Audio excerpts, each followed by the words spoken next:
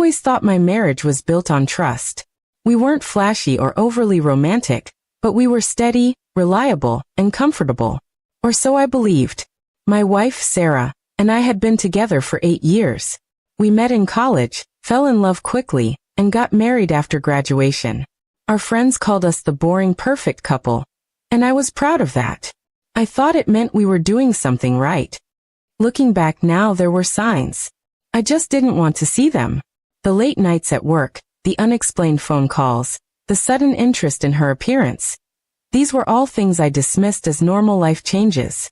We both had demanding careers, and I didn't want to be the insecure husband asking too many questions. 3.5 years ago, Sarah got promoted. That was when things subtly started changing. She began traveling more often for work and seemed more distant when she was home. I chalked it up to stress. I even supported her through it, encouraging her and taking over more house responsibilities. Then came the phone bill incident. I was checking our shared account and noticed multiple long calls to a number I didn't recognize. At first, I assumed it was a coworker or client. But curiosity got the better of me, and I Googled the number.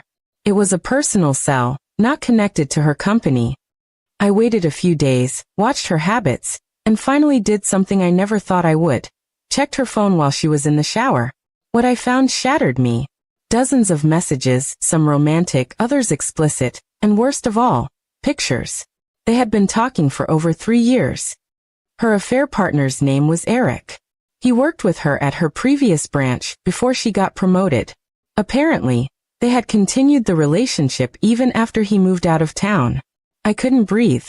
It wasn't just a fling, it was a full-blown secret relationship. I didn't confront her right away. Something inside me snapped, and I decided I didn't want to argue. I didn't want an apology. I didn't want to see fake tears or hear justifications. I wanted out with dignity. So I started planning my exit silently. I made copies of the messages, took screenshots of everything, and backed it all up. I contacted a lawyer, opened a new bank account, and moved part of my salary into it. I even found a small apartment nearby and signed the lease under a friend's name. 2 weeks later, she went on one of her work trips. While she was gone, I packed everything I needed, canceled shared subscriptions, and removed my name from utilities. I left a note on the kitchen table with just one sentence. I know everything. Don't contact me.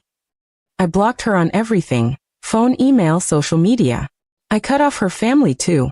I didn't want explanations, guilt trips, or apologies. I was done.